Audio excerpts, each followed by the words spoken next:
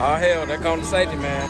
Oh, y'all get your stuff on. Get everything on, man. They're calling the safety, man. I'll be in the back. Here comes the clipboard, man. Wonder if he brought something to eat. Hello and welcome to Safety Man Coming, the podcast about the people behind the cones on the roadway. Our guest this episode is Craig Watson. Craig is a therapist. So why in the world will we have him on a show about highway construction? Well, I'm glad you asked. Craig has a pedigree that makes him very familiar with the construction industry and the challenges it faces. He's taken his upbringing and his education and combined them into a consulting business that aims to help all of us navigate the biggest threat to the industry currently: finding, training, and keeping good people. He and his co-author, Jeremy Noble, have also written a book about the subject called The Construction Leadership Field Manual. Let's jump in and talk about it.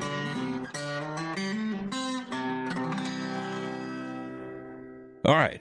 We're here with Craig Wilson. Damn it, it's not Wilson. Watson. Craig Watson, right? That's right. Okay. Yeah, you got it right. Yep. Nah, I'm just messing with you, man. Craig, I really do appreciate you doing this on, what turns out to be a fairly short notice. But, well, we'll get into the whole thing. But I really appreciate this because this is not necessarily directly in the wheelhouse of what I set out to do with this podcast. But I felt like it was something that we really needed to do once I got to reading your book. So I really appreciate you doing this. Well, I'm glad to be here. Long-time listener, first-time guest. All right. So if you're going to bring that up, I'll go ahead and tell you this. So you know how if you're playing a video game, sometimes you do like one thing and you get like 5 achievements at one time? Yeah. Just by starting here, you're the youngest person that's ever been interviewed. Okay. You are the first person I've interviewed that I've never worked with. Okay. You are the first one that's written a book. Oh. Except for somebody has some really good Titanic fan fiction that. Oh, wow. Yes, we don't talk about a whole lot, Yeah. but outside of that, man, we got a whole bunch of achievements right there. Yeah. So we're really stepping outside of the box here. dude, we're making headway. Yeah. I mean, who knows where we're going? Yeah, Sky's the limit. Yeah, sky's the limit. You're growing. All right, So I so appreciate you having me. absolutely, man. So to kind of get started, just obviously. Kind of like we do with everybody. Just start out, just give me a little bit of who Craig Watson is and kind of how you got to where you are now. And then we'll kind of get into all the other things that got me sitting in your office on a Friday afternoon. Okay. Yeah. So I am a consultant for construction companies. I provide leadership coaching and training basically for employee development and retention. I have been doing that for approximately the last 7 years. My background is in psychology. Mm-hmm. So what I do is I use those principles of psychology, motivation, human behavior, communication, all of that stuff, and apply that to the construction world. And, again, how to communicate, how to develop your employees, how to get the culture you want, all of those things. So again, been doing that for the past 6 or 7 years. It brings me a lot of energy. I love it. It's been fantastic. Outside of that, like I'm a mental health therapist by trade.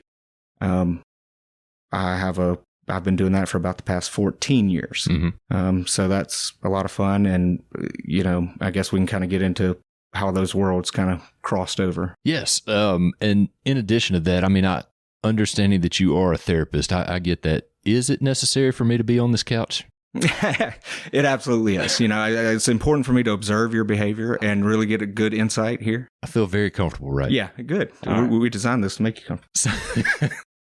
Craig, give me a little bit of background about, because first of all, do you want to tell everybody what your book is, or do you want me to just cover that on the intro?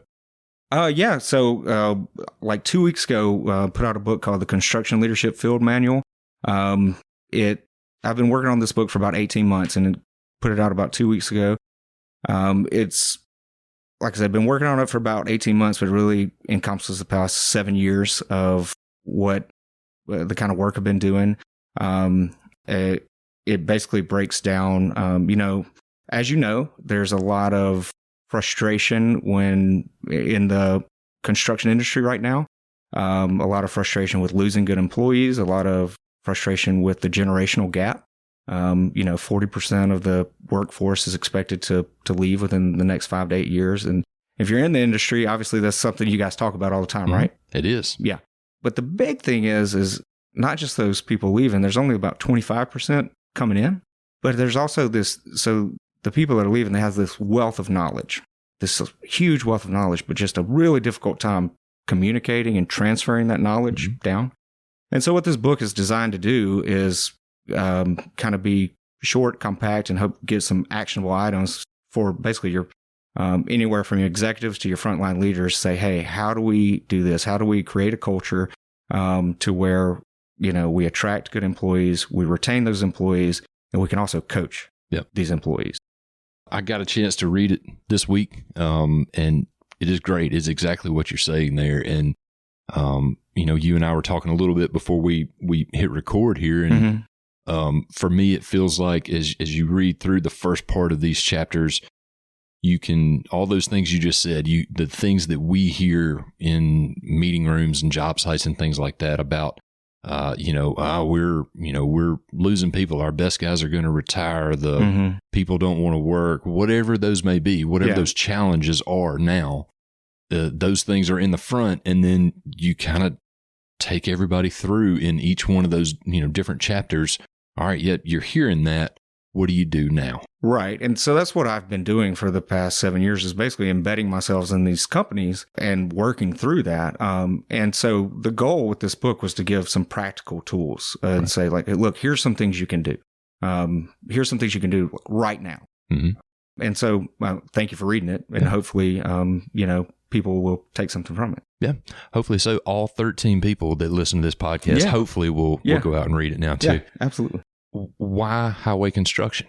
What got you taking you talk about it some in the book, your background a little bit growing up, but there's tons of other industries out there, right? That could you take this, that have the same struggles that you're talking about. So what drew you to, or what embedded you in the highway construction side?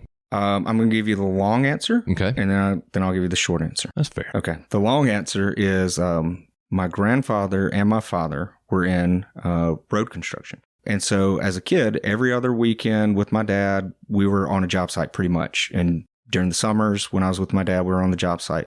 So in that, growing up, I got to know the people. And of course, my dad, he was a construction guy, and then got to know the people. And, there's best people in the world, to be honest with you. And then, really start to empathize with the frustrations, like watching my dad get so upset if somebody, if there was an accident or somebody got hurt or something, how much that impacted him. Watching him struggle being away from home, things like that. Like that's something these guys deal with all the time. Yep. And then other things like, grew up on a farm and worked like that. So, understood that. Now, fast forward, I start working. I did this year at this corporate job that was really, really terrible. But in that, they sent us to trainings. And in the trainings, I started noticing like that they're trying to implement these principles of psychology, but they don't really know what they're doing. And I was like, okay, well, I can do this way better than they can. So when I left that job and went into private practice, I said, well, I'm going to do private practice, but I also want to do some consulting. So I started initially with electrical companies. And then I got connected with a guy that works at a construction company very close to me right here. And we had, very close connection and started there. And then that kind of just started snowballing through just word of mouth. Yep. And I obviously, through my dad and growing up there and just knowing the people, just started making that connection. And there's such a huge need. I initially just started seeing the need because going back to that corporate job, when you work a corporate job, they will send, let's say AT&T or whoever, they'll send somebody in and do leadership training. Well, in construction, especially for these smaller to mid-sized construction companies, you just get promoted because you do good at your job. And then all of a sudden you're in charge of people, but you don't get a lot of personality training. You don't get leadership training or things like that. And so there's this huge need. Oh, and by the way, we're in this huge industry crisis right now. Right. So anyway, that was the long answer. Okay. What's the short version of that sound like? Like most of us, I'm just, want my dad to be proud of me. Right. Want his acceptance and approval. Hadn't worked yet. Would you like to come lay on the couch a little? I'm going to switch seats with you and get on the couch. Hasn't worked yet, but, still searching for that approval. Right. And then if I ever get it, I will let you know. I just want him to say he's proud of me just one time. Just one time. He's just withholding. Yeah. Fair enough. All right. We're going to take a pause, take a little short, take a breath.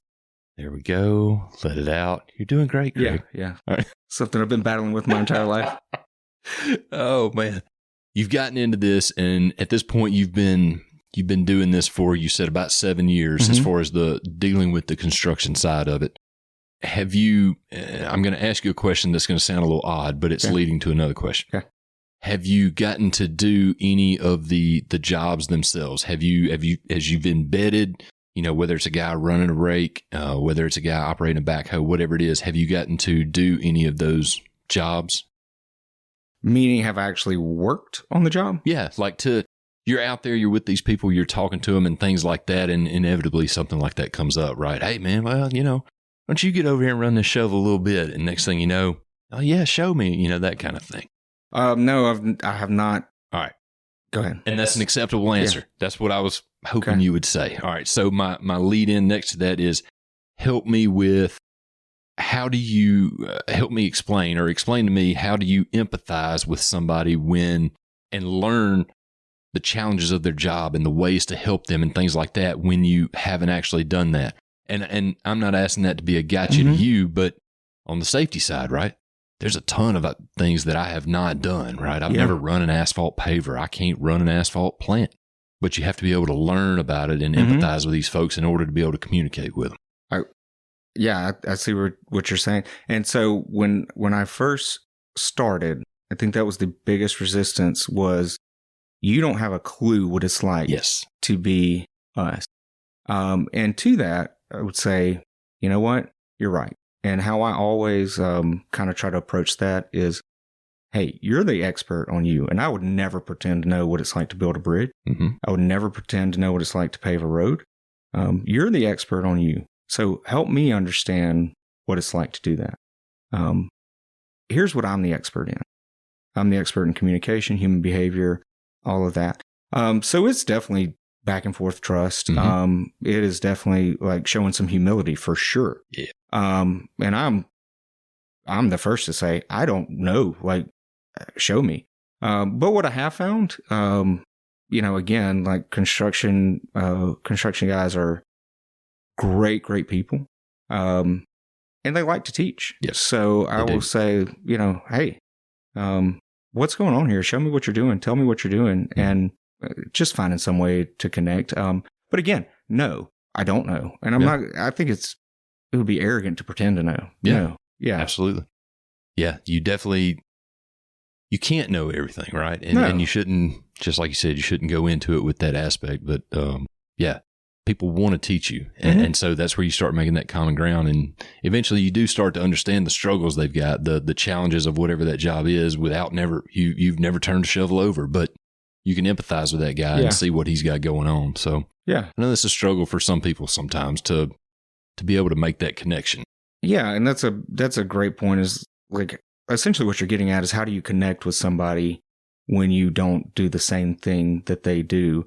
And you're always looking for common ground. And at the end of the day, we all have some form of common ground. Absolutely. And kind of building off of that a little bit, the empathy and communication and things like that, being able to get through to people to an extent. Why are construction people so terrible at communications when that's essentially what you're doing all the time, right? The entire thing of what we do, we've got a bunch of people. We've got to get them all doing the same thing at the same time to build a bridge, a road, lay pipe, whatever it is. You've been studying these folks now for almost a decade. Why are we so terrible at it? I think it's a couple reasons. It's certainly not just construction people, but since this is the realm we're in, it's predominantly male-dominated industry. And let's break that down for a second. Entire sitcoms and movies are written about men not being able to communicate, right? Literally. So how are we taught to deal with things as we grow up? You just button it up and rub some dirt on it. That's right. That's right. Yeah. Button it up, rub some dirt on it. You want to cry, I'll give you something to cry about. Yeah. And that works until it doesn't. Honestly though, who teaches you how to communicate? You watch your parents. Yeah. You watch whoever's closest, which is usually going to be your parents. Yeah. Yeah. Okay. And so I learned mine from a safety guy Yeah. who was pretty abrasive. Let's just call a spade here. Look, we're not naming any names unless you want to. So. Yeah, but I love him, funny, but I can also be abrasive. Yeah. But anyway, most of us, my point is, it's not like people come around like, this is how you communicate and all that. So we just don't know, to be honest with you. We don't know how to do it. And we assume other people are like us. They're not. Yeah. They grew up differently. They're not like us. And so we're just not great at it. So again, it's not like a skill we get taught. It is a skill you can learn, certainly, but it's not something we get taught. And men, here's another thing, when it comes to difficult conversations, well, I'll ask you, why do you think we have trouble with difficult conversations? Like if you have an employee, you need to either hold accountable or has done something wrong, or you need to just confront about something. We don't like stepping on toes. We don't want anybody to be upset. Yeah. We want everything to run smoothly. And so it's a whole lot easier to not do anything about it because things will run fairly smoothly. And you got potential it'll blow up if you don't. You got a potential blow up. Yeah. Yeah. And what happens if that happens? Wow, who knows? Who knows where it's going to go? Have you ever been punched in the nose? Yes, by the ground and also by a person. Yeah, I have too.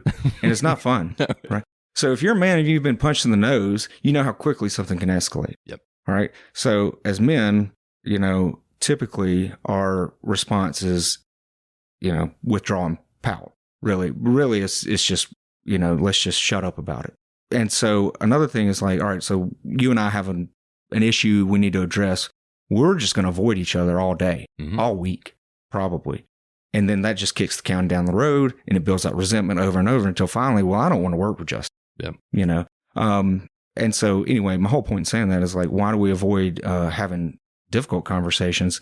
Because we really don't know how. We're not really taught how. And a lot of times, I'm sure you've experienced this, we can have these difficult conversations. It makes the relationship better. And there's an opportunity for things to get better. I see things from your point of view. You see things from mine. It's like, okay, well now, I see where Justin was coming from there. Well, we can work together a lot better now. It's like, okay, well, he's not this, monster of a guy. Okay, I get it. So we can move on. And I have a lot more respect for you then. Yeah, when you can have those conversations with an air of respect to it, it makes it to where you can do that versus, just yelling at somebody or having, being like, well, I don't want this to blow up, so I'm going to blow up first, Right. And it never really gets anywhere. And if you can have those conversations before they're hard conversations, when they're just conversations, it can avoid the getting forced into a hard conversation. That's something that I've picked up on over time is we avoid having just the conversations where you're just talking to somebody about, hey, I like what you're doing here. I want you to do better over at this, when it's a very easy thing. Yeah. And we avoid that, and it gets down to the point of like, it's a problem. It's a hard conversation now. Yeah. And so in the book, I talk about like the importance of setting those expectations. That's exactly what you're talking about. It's just like, here's what you're doing well at. Here's where you can improve. And right there, you're setting the expectation. And so when you need to address it again, you've already brought it up. So it's not a hard conversation now. Well, we've already talked about this. Getting into some of what's in the book. So one of the things that, as somebody who was publicly educated in the state of Mississippi, I appreciate is it is very much written in a way that is very approachable, very understandable, and can be done in bits and pieces, right? You're not expected to sit down and do long chapters, and we're not doing English homework, right? Right. So I definitely appreciate that. Early on in the book, you're going through talking about motivation. And one of the few bigger confusing words for me in that aspect is intrinsic and extrinsic. And you do a good job explaining those, but I wanted to dive into that just a little bit and talk about the differences between those and the challenges in the industry of the old school way of thinking of it is everything's extrinsic. You think of it as only as pay. This is what motivates people. Right. So yes, so the book's broken into 4 parts. And I call them modules on the book. It's motivation, communication, culture, and coaching. And the motivation section, we talk about how to motivate employees. And part of that is distinguishing between intrinsic and extrinsic motivation. Extrinsic motivators are things like pay, company truck, awards, things like that, the things that are externally rewarding. I just did a workshop earlier this week in St. Louis, and what I went over was pay absolutely is important. 100%. It's why we go to work. Money makes the world go round. Company truck, it is an outward expression of value. Yep. And, you've heard it. It's like, well, why does he get a sliding back gas window and I don't, Oh, yeah. And that's something I would have never thought about. But, Man, it is amazing how people can parse out base model trucks. Right. And, right. And one is better than the other. Right. But those are your extrinsic motivators. And so they're certainly important.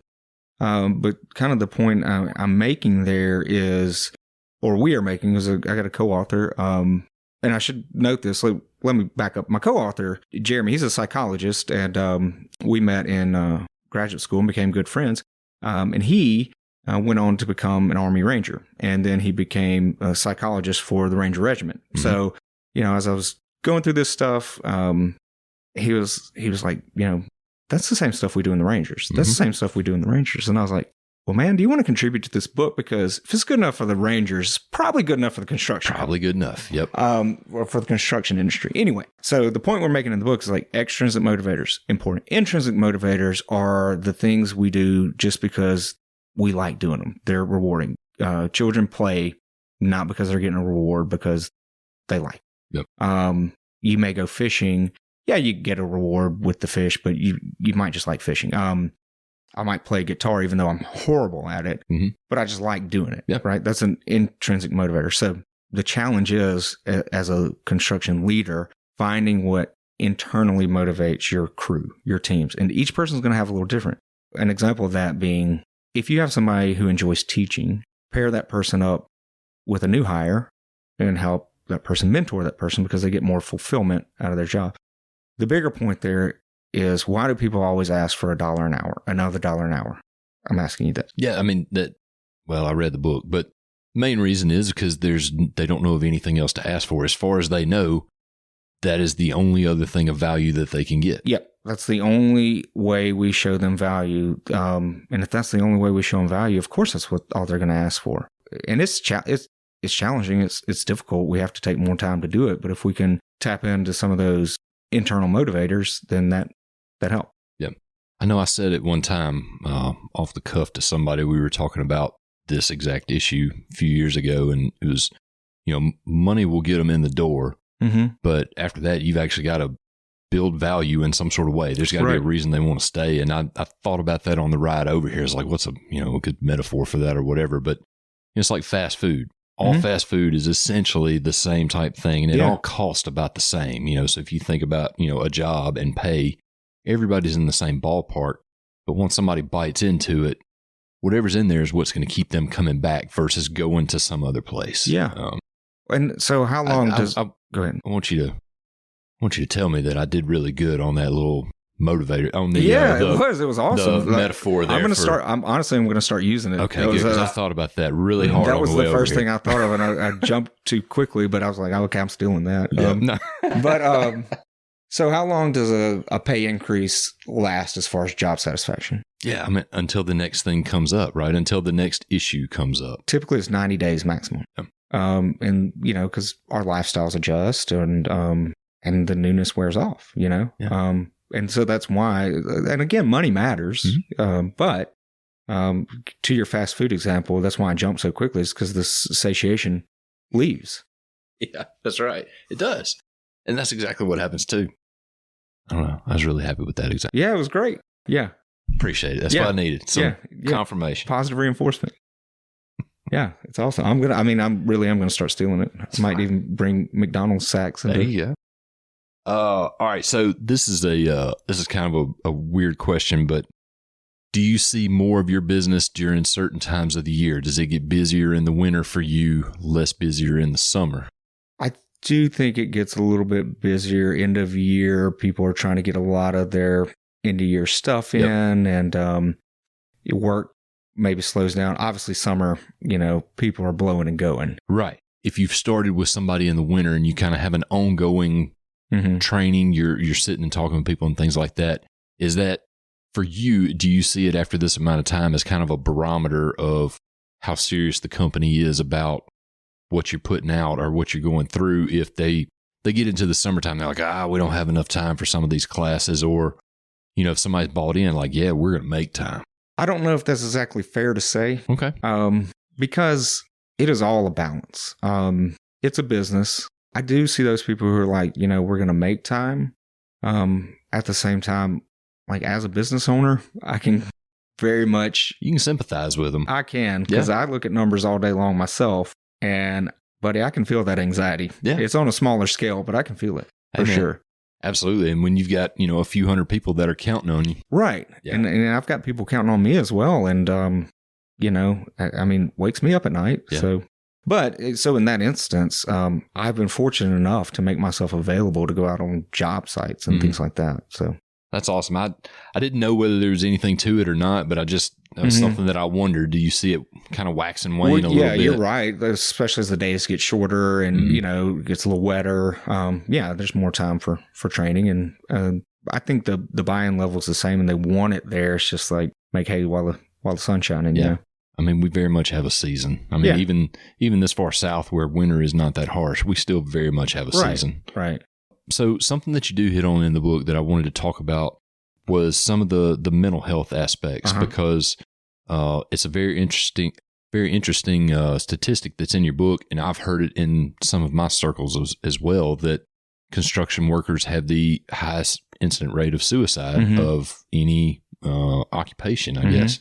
We know that that's the case, but at the same time, we talked about earlier, people, and construction people don't want to talk about these things. It's primarily males, and they sure don't want to talk about it.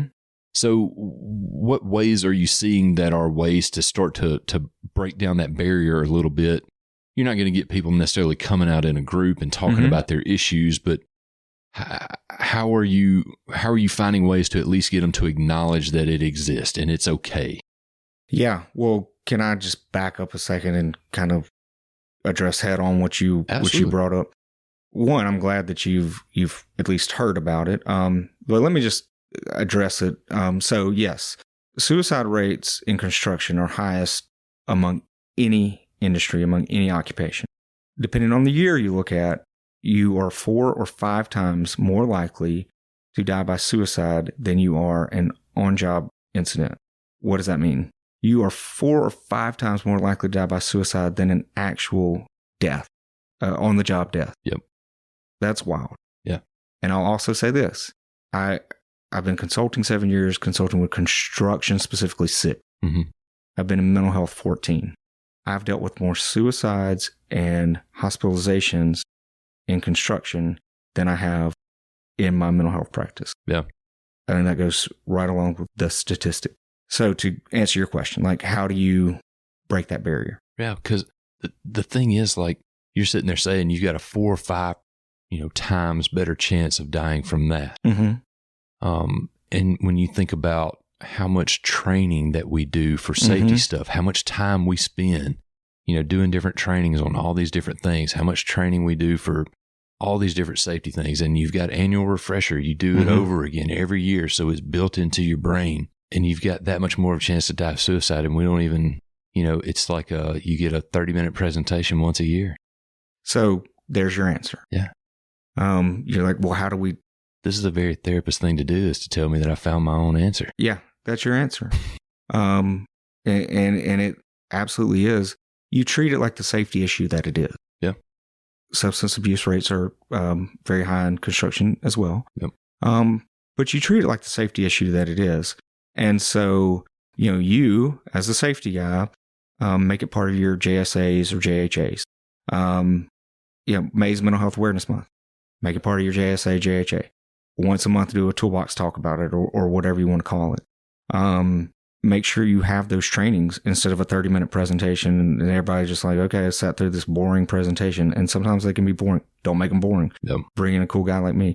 But no. 555-3827. Yeah, exactly. Normalize it. Yep. Normalize the fact that this is a real thing that's happening. We don't get to ignore it. Justin, if I told you that you're 5 times as likely to die from being a flagger, every person that was a flagger, you guys would be, all over that and, have some definite safeguards up, Mhm. right? Yep. Yeah, because you know, the liability is high. We got to care about our people the same way we care about Yeah. everything else. But anyway, so normalize it, make it part of your safety meetings, make it part of your safety protocol. Another thing I want to address really quickly, panic attack. That is so very common in construction. I can't tell you how many construction guys have come to me and they're like, man, I thought I was having a heart attack. Went to the doctor, got an EKG. They said nothing's wrong with me. Am I crazy? Yeah. You're talking to one. Yeah. And every time you're not crazy. It's very common, especially in your industry. A couple of reasons. Very high pressure to produce. Very high stress. But here's another thing you got to think about. You're around loud noise and high stimuli all day. Your brain's, and I'm going to be very quick about this, the brain's basically 3 parts. You don't have to rush through it. This is not a 30-minute special. That's true. Forebrain, midbrain, hindbrain. The Mhm. forebrain, you know, our logical decision making, midbrain, emotions. Hindbrain is connected to our spinal cord, what we call the lizard brain, right? Tells our heart to beat, that we need oxygen, things like that. Well, our logical brain can say, that's just the track hoe. That's just, you know, Justin hitting the hammer and nail. I'm in no danger. Our hindbrain doesn't know that. And it's steadily pumping adrenaline, cortisol, all those fight or flight hormones, Mhm. low level all day. It doesn't know the difference. So you're primed up. You're to- riding the top of the wave essentially all day. Yes, you're primed up all day. Okay, you add some stress and pressure to produce on top of that, and then responsibility of people's lives and things Yeah. like that. Why wouldn't you have a panic attack? Yeah. Oh, and let's say maybe you've got some life stress too. Yeah. And let's say maybe you're already prone to a little anxiety. Mm-hmm. And let's say you had a life event happen. Yeah. And then maybe you're a person who puts stress on yourself, right? You know, Right. you are putting more stress on yourself than the actuality of the stress that's there on the site, whatever that is. you know? Right. We got to start treating these things like the safety issue that they are. Aside from, here's another thing, let people know that likely their insurance could either have an employee assistance program, EAP, or a mental health benefit. Mhm. If not, 988, National Suicide Hotline or text line. Yep. It's 24 hours a day, 7 days a week. It's available. Again, I think the biggest thing is kind of normalizing all of this. Another big thing, yeah, 1 in 5 of us are going to have some kind of diagnosable mental illness. However, let's take that away. At some point, life is going to knock us all to our knees. Yeah. Whether it's death of a loved one, you just fall on hard times, you go through a divorce, whatever. You want to be open enough to that guy who's going through a divorce or kids going through something, you know, and they didn't get any sleep last night. You want that person to be able to come up to you and say, man, I don't need to be operating this piece of heavy equipment today. Like, Yeah. I've got a lot going. Would you rather that guy come up to you and say that and say, okay, man, either go home or we'll put you over here today. Like, don't worry Mhm. about it. Wouldn't that be? Yes. Yeah. And so the whole point is just, we got to just start being open about it, normalize it. And here's another, I think people think that they have to be a mental health expert. They think, well, what if somebody comes up to me and I don't know the right thing to say? Yep. You don't have to know the right thing to say. The best thing you can say is, hey man, maybe I don't know what to say, but I can point you in a direction. Yeah. Here's somebody you can call, or we'll check with our insurance, or, you know, I tell the story in the book about, you know, what happened with me, and it wasn't a mental health expert, but pointed me in the direction. Yeah. And that made all the difference in the world. Yeah. Right. And Just so somebody to say, I'm going to try to help. we will find a way. Yep. You know, I tell people all the time, nobody expects you to be the expert, and you're not going to say the wrong thing because most people genuinely care. Mm-hmm. And it's just, hey, we'll get through it. It's fine. I think one of the challenges to that as well, you talking about the example of, you know, somebody coming to you as a foreman and saying, Mm-hmm. hey man, I'm, you know, things going on at home. I know I don't need to be running a piece of equipment today. Like, that should happen. The challenge of that is, if somebody comes up and says that, there's a pretty good chance it's going to be you know, even if they understand that, the foreman may say, all right, well, I understand. Well, you know, we're not going to let you run that today. Why don't you just go home? Okay, well, is he fixing to lose out on a day's work? Mm-hmm. You know, and if somebody thinks they're going to lose out on that, they're not going to say anything. And so I think that, I don't know what the right answer to that is, but that may be a challenge for companies to overcome as well, as, you know, as part of their program, whether it's EAP or anything else. Something like that happens. What are we going to do to take care of our people so that they feel comfortable coming forward? They're not going to lose out on pay or be sent home or whatever that may be. I can appreciate that, and I can appreciate like the fear of the guy. If I come up and tell my foreman this, will other people know? And that's why I think it's important to just start being open about these conversations. And like you said, like is there a right answer? I'm not sure. Maybe instead of running the piece of equipment, he can, run the shovel that day or something. I don't know. Yep. Every crew's different. Every job's different. Every job's different. Maybe we can problem solve there. I'm not exactly sure. Yep. And every situation is going to be different. Mm-hmm. But I'd much rather that guy feel okay enough to say something than back the bulldozer, across the bridge or something. That's right. One of the things you talk about a lot in the book is culture. That's an entire section there. And, I think the culture that you have is what's going to dictate whether, those people are comfortable that way or not. Whether they're comfortable coming or whether they're like, I got to figure this out because I can't lose pay or I can't tell somebody. Yeah. Covered that well in the book and talk a lot about that. And I'm glad that we are getting a chance to talk about it because it is it's a big damn deal. Yeah. I mean, there's no real better way to put it, but it absolutely is. If you're going to have a National Work Zone Awareness Week where we bring, a lot of attention to work zones and things like that, you have a national stand down, I think was this week for against falls. Right. So you've got a lot of those things going on, not just talking about mental health month, but having something about mental health specifically for construction is a really good idea. Right. And, the thing is, it's treatable, it's preventable, and there's options. So the thing is, a lot of construction guys, they wouldn't think or hear the word therapy. Like it wouldn't cross their mind. Yeah. And that's fine. But maybe there's some kind of other option we can get them. But we got to make it or known. just call it something else. Yeah. I've noticed that in other aspects of the job is like, man, people are really against whatever this is. Like it's the same thing. We just call it something different, Yeah. So that's a lot of it, man. Like you said, just normalize it, talk about it. I've noticed, and obviously with what I do here, it's not affiliated anywhere. I don't talk about any company specifically, but I've seen it in a couple of different places recently where there has been more. You see them handing out hard hat stickers that have the EAP number on it, and they say, "Hey, just put it inside your hard hat." Yep. Or they give away the one that I like is like the squeeze ball, but it's a hard hat and it's got the number on there. So as you're sitting there squeezing that, I got to call them. But I've seen it as well. They send out handouts like you're talking about, do the safety topics. What I've seen is also is some of the people who you would think of as leaders in the company or leaders in different areas. They've just been kind of open when they talk to some of their people about some of the challenges they've had, and without an expectation to get anything back, but just talking about it because it starts to normalize. It starts to make it okay to just sit there and talk about it, like, hey man, I used to go into, the back of the job trailer there and just cry for 15 minutes and I didn't know why, and just telling somebody that to where they feel comfortable, like, okay, maybe I could talk to this guy about that. Quite honestly, some of the most effective things I've seen are exactly what you're saying is some higher up people that are generally well respected, straight up say like, it's really important to have a group of guys you can, talk with. Yeah. Or saying, I've called the EAP or something like that. Yeah. I've called the EAP. Yeah. Needed it. It's a hard job. Yeah. So the other thing I wanted to ask you about is your co-writer, Jeremy, right? I didn't ask you if we should interview him. Kind of messed that up. He's fine. Don't worry about him. Okay.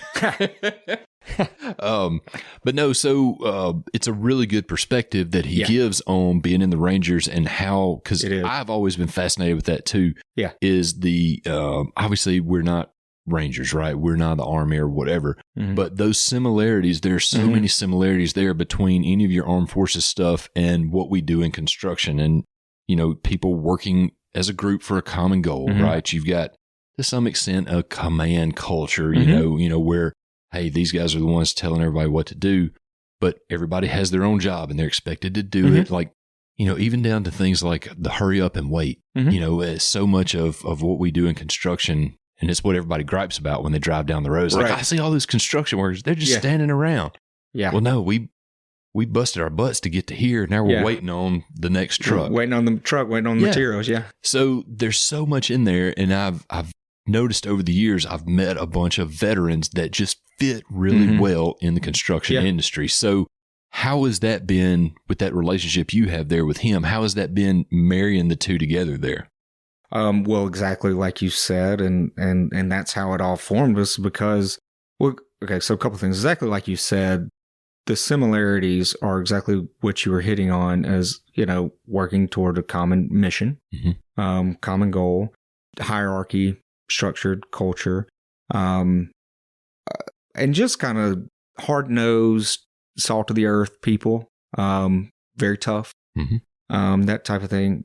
And so that's how the collaboration came about, was because, like, well, you know, we do all this stuff in the military. It's just very standardized. Yeah. You know, it's like, what if I was like, what if you gave some examples of how the military does it, you know? Mhm. And so it was really great. I felt like it fit in well, but you tell me. Yeah, no, I thought it paired perfectly Yeah. well. It just it fit really well together, that it made sense no matter which direction you were looking at it from. These people have similarities. Mhm. You know, the way that they come about, the way that they go about their work on a daily basis, you know, the way that they have to address challenges, whether Mhm. that is weather, whether it's working conditions, whether it's, you know, the person next to you gets hurt, whatever it is, like they're all addressing these things Yeah. in a similar fashion. You have to adapt. Yes. Yeah. Yes. You have to be adaptable, because as soon as you make a plan, It that plan changes. Yeah. You know, you have to have a plan, but you know the plan's going to change. And Yeah. that's part of what, so one of the guys I used to work with, and I'm hoping I can interview him at some point. But he was a veteran, was in desert. I forget which one they called him, but anyway, was in Iraq, Afghanistan. You know, we were talking about doing JSAs and things like that. And he's like, yeah, it's real similar to, we used to do AARs, after action reports. And we get to talking about it. It's like, dude, that's the same thing, right? We're talking about the same way. Yeah, so I talked with Jeremy about that a lot. He would tell me about after action reports, and you know, we talked about breaking down jobs, you know, and you know, what went well, what didn't go well, things like that. Yeah, it mirrors very similar. It is. And we would do, he would help me sometime with flagger training and be trying to tell people the steps, you know, and he's like, yeah, in the Army, they just told us shoot, move, and communicate. It's the same thing, you know? Yeah. You do the job, you move, you tell somebody what's going on. It's like, yeah, don't shoot, but yeah, pretty much the same thing, right? Yeah. So, you know, we've had people get guns pulled on them before, so I guess it does come in handy. But, Yeah. you know, everybody's got their own language to it, and you know, even different companies call it different things, but it's the same thing, man. And that's one reason I think, you know, make a pitch for veterans here in construction. It's the reason they fit so well, man. Yeah. It's familiar. You know? Yeah, absolutely. So Yeah. And I think, to the point of this whole process I've been doing, the importance of not flying by the seat of your pants, but getting organized. And getting, if you don't create your culture, it's going to be defined for you. So you might as well define it yourself. And if you don't know what it is, ask your customers. Yeah. They'll tell you. That's exactly right. Your customers and the guy who's been here for 4 years and is still a laborer, that guy can tell you. Yeah. Yep. So something I did want to ask you too was, all right, so you've been doing this for a bit. You were kind of talking through how you had been in a corporate job. You were seeing some of these trainings, and they were trying to tell you these things from a psychological standpoint or whatever. And you were like, okay, they don't know. They're hitting high points. They're reading it from the dictionary, but like they don't really know. So when you decided you were going to do this, the first meeting you had, the first one where you went to somebody, was like, this is what I can do. This is what I want to do. How did that conversation go? Because it's a brand new thing, right? Think of it from, I'm not even giving you a chance to answer the question. But I do that sometimes. But, but like for me doing the podcast here, I had the idea, right? I could see it in my mind. I knew what I wanted to do and all that stuff. But that next step where you actually put it into action was so hard to do and to get there. Once I got through that, like, hey, we're doing whatever. But so the same thing from your side. You've got this idea. You know you can do it. You've got it in your brain. You can see it. What is that first conversation when you go to the first potential customer to have this conversation? What does it look like? In construction, I can't do anything but call this a God thing. The first, I was just paired with the absolute right person at the right time. Yeah.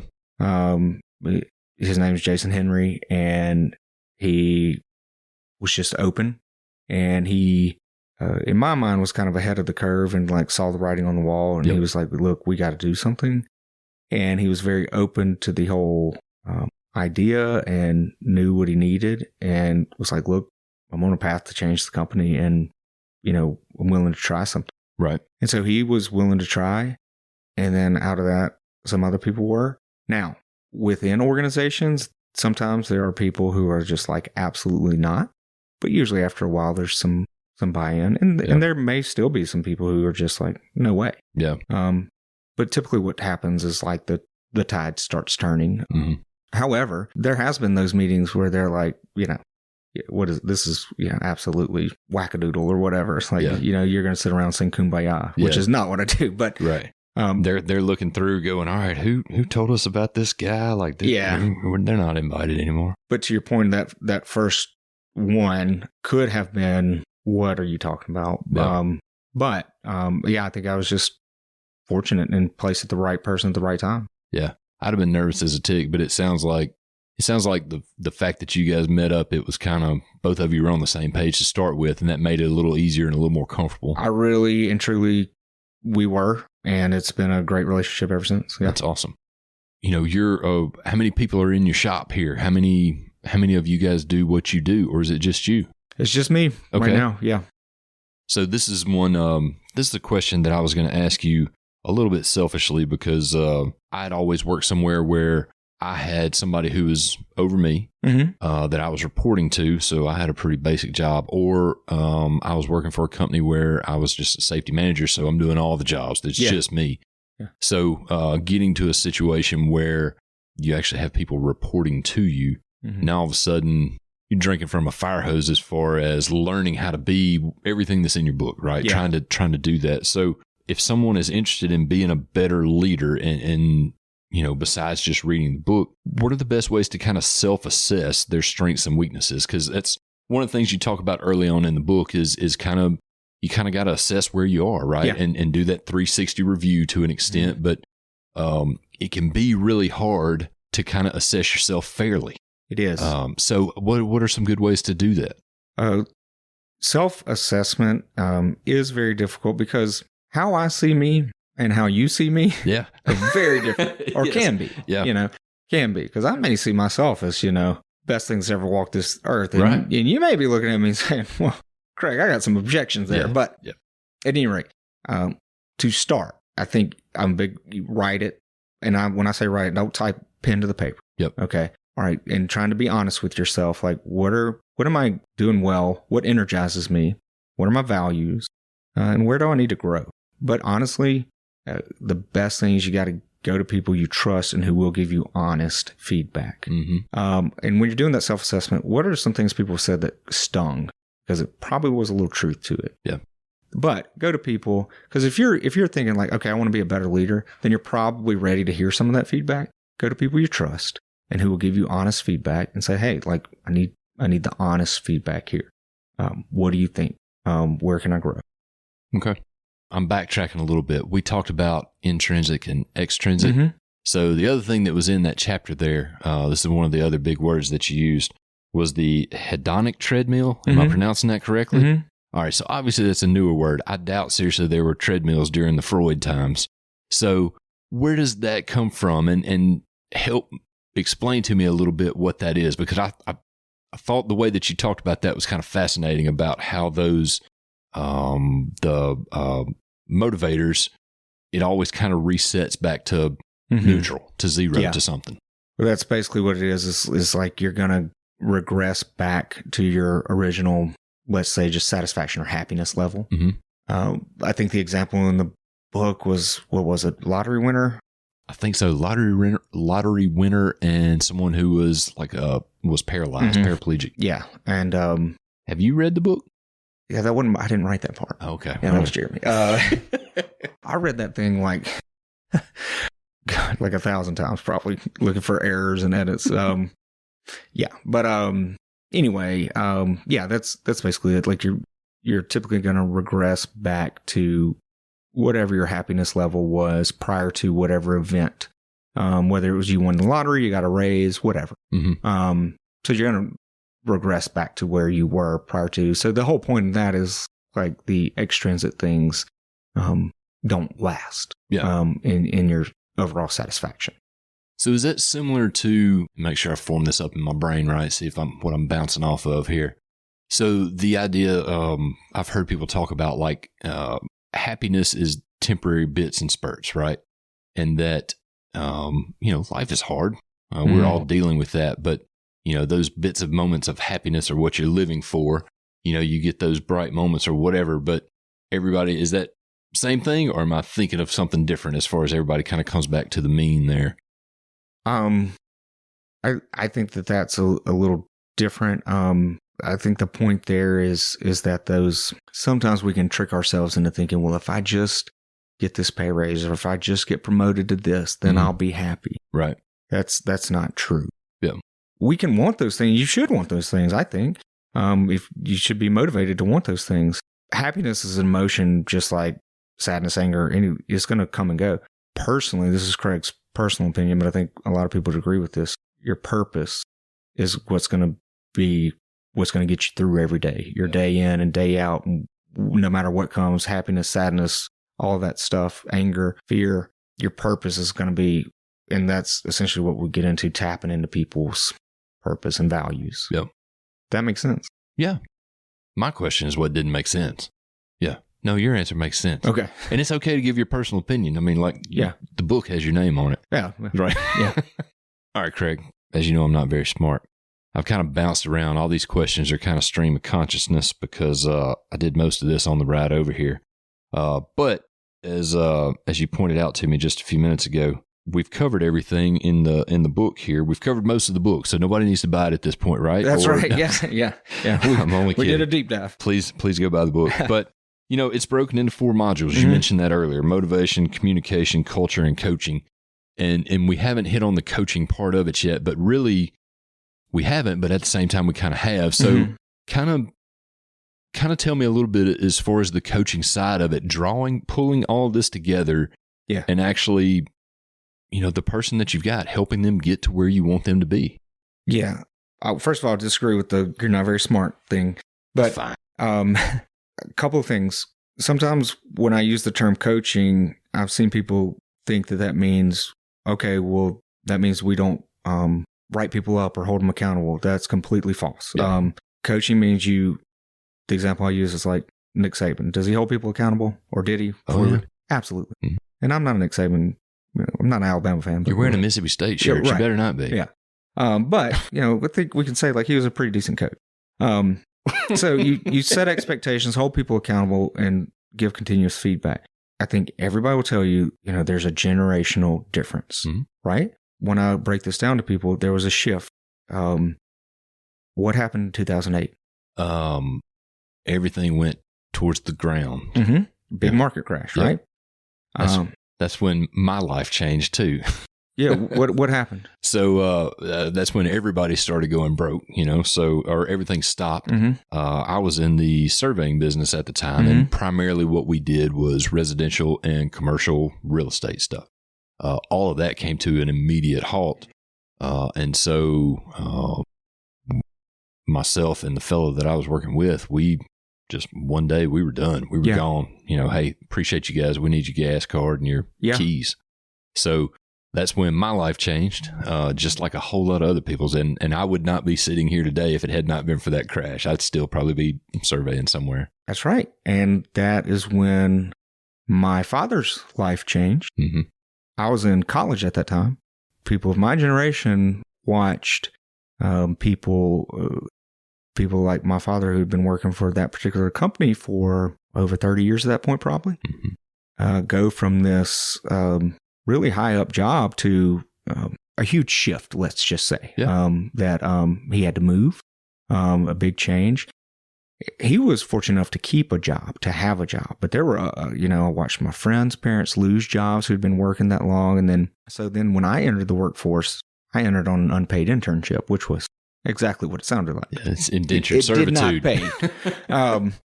The shift was, people were like, I remember having a conversation and people saying, well, there's no company loyalty anymore. I was like, absolutely not. Why would there be? Yeah. But the shift went from my paycheck to my purpose. Mm-hmm. And I remember having the thought of, well, if I can't get paid, I've got to develop my skills so that I can job hop. Yeah. And everybody did that. Things have leveled out Mhm. now. However, the shift went from my paycheck to my purpose. Why did I get into all that? Because people do want to be engaged. People do want to know engagement's very important. People do want to know their role in the company. What is my role here? What's my purpose here? Do I have an opportunity for advancement? Tell me how I fit in. Things like that. Mm-hmm. Not every single person obviously wants that. Some people want a job. Yeah. Some people want a It's career. not a monolith one way or the other. Right. But those people that do, they do want and require the coaching. Mhm. And so that's what that's about. That's, I walk through like how to do that. And Think about a time where most jobs were, and not most, but a lot of jobs were manufacturing and things like Mhm. that. People on assembly line, you're popping out widgets. You clock in, Right. you make X number of widgets, you clock out. And there is an amount of coaching and development and growing, I guess, that goes along with that, but doesn't seem like it's a lot. And you didn't get a lot of, why are we doing this? How do I fit into it? Right. And things like that. And we have built a different expectation into the generation now. Generation you and I are in. We're close in there, it sounds like. But, and this kind of goes into another question that I had. We'll just jumble them all together. Yeah. But I grew up on a farm. Yeah. We grew up farming. We didn't own anything. My dad managed farms for different folks. We moved around some, but we were always farming for the most part. And I love that. It was, it's a noble profession, right? You're providing food for the country to an extent, right? You're out there working with your hands. You're watching something grow. You're doing all that stuff. Yeah. It's like, man, I want to do that, But my dad, probably the same as yours, said, don't do this. Go get an education. Yeah. And so we've done that, and we've all grown up with the internet now to where information is available everywhere. So people aren't afraid to say why. And people aren't afraid to also say, this is stupid. I'm not doing this. So now we've kind of gotten to that point where you have this generation who's going to say, why are we doing this? This doesn't make sense. Or can I be better at this? Can I do something different? Well, that's a great point. And then we have this technology to which we directed people. Well, you have the technology in your hand. Go look it up. Mm-hmm. Go find out for yourself. Yeah. And then they get out on the job site and they ask their foreman or whoever, well, why are we doing it this way? Don't ask me why. And it's not just that. It's like, well, I didn't ask that. Why is this person asking me that? How, it's a complete different train of thought, because like you said, you grew up on a farm. You grew up like kind of working with your hands, figuring it out. It's just different problem solving is what it boils down to. That's exactly Some right. of it. Through like what you're talking about, if you can figure out how to get that generation that is on its way out, right? They're getting closer to retirement as a generation that has all this knowledge. You can figure out how to help them communicate with these, whippersnappers, the young folks who want to, they're going to ask all those questions, but they're going to do it in a way, they're also not afraid to say, this doesn't make sense. Yeah. And if you can ever, I think that's what you're doing. Yeah. I guess, is that what Trying you're doing? to. Yeah.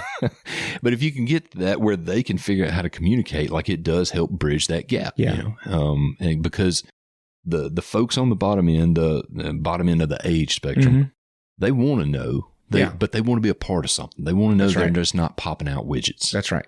And then those older folks, they want to teach people. Yeah. If you go person to person, because you've done it, you said it earlier, right? You go just sit and talk to them and ask them about it and play dumb, they'll tell you. Yeah. They want to tell you. But they also want to know that you're absorbing it and taking it in. And, earned respect, which is they have. And there's so much knowledge. Mhm. I mean, so much. Yeah. I mean, it needs to be transferred. Yes, for sure. Absolutely does. Craig, you have been more than generous with your time. It's Friday afternoon after work hours, and I have, huddled you into doing this, and I really do appreciate it, man. Anything for you. Yeah. Now, see, people say that kind of stuff all the time. They don't mean it. Yeah, I mean it, man. But no, I really do appreciate it, man. And so I don't want to keep you too long from your weekend. But so just like I do with everybody, I wanted to ask you if you, if you had a good road food place that you recommend. We're here in beautiful crime-free Madison, so it doesn't have to be anywhere bougie, that the rest of us can't afford. But have you got anything that's on the list currently? So I put some thought into it, and I did know that you asked this question, and I follow the social media, and I see you post. Thank you. Appreciate that. You and my mom. Yes. Pearls in Laurel. Okay. Did not disappoint. All and right. it's up there, and this is just for me personally. Prophet's Porch in Columbus is an all-time favorite of mine. Prophet's Porch. Yeah. Okay. That's just one of my all-time favorites. Okay. Used to go there with Dad Yeah. all the time. Still do when I go up there. So if I make my way through there, what I need to get, what I need to make sure I get? Either the Cypress Club or the French Dip. Cypress Club or French Dip. Yep. Okay. I like that. All right.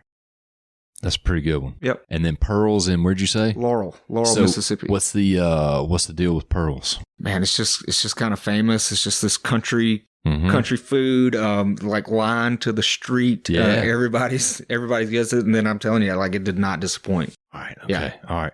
Well, both of those are going to go on my list because Yeah. I haven't been to either one of them. When you said Pearls, the first thing I thought of was Pearls in Memphis.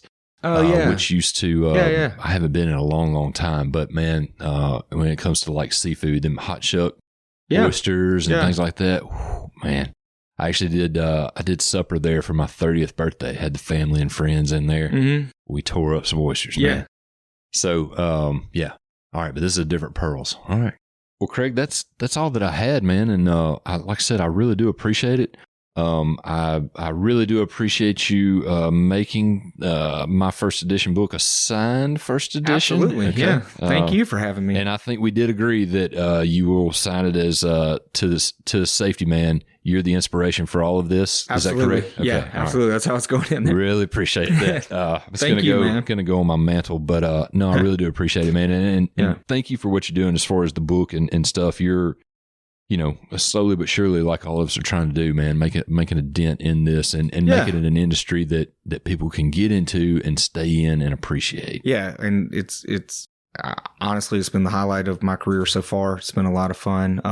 The book's called The Construction Leadership Field Manual. Like I said, it was designed to be not a heavy read. You can find it on Amazon, so please, by all means, check it out. And my website's coachingforconstruction.org.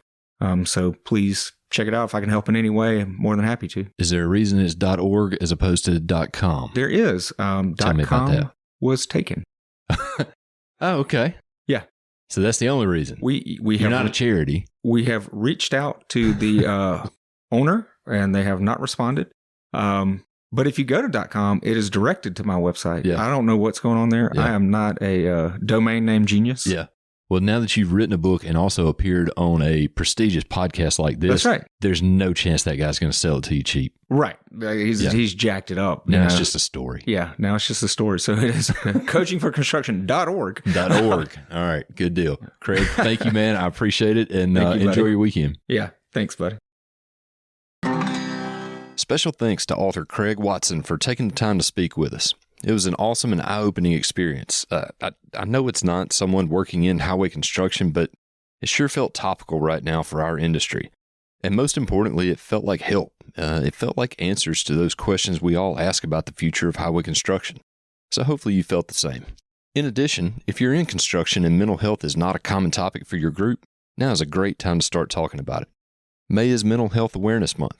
Don't wait for a better time. Start talking to your people today. Now, let's talk food.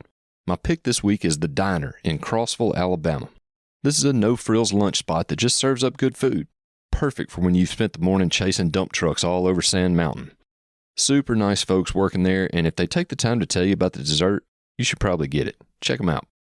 Okay, last thing.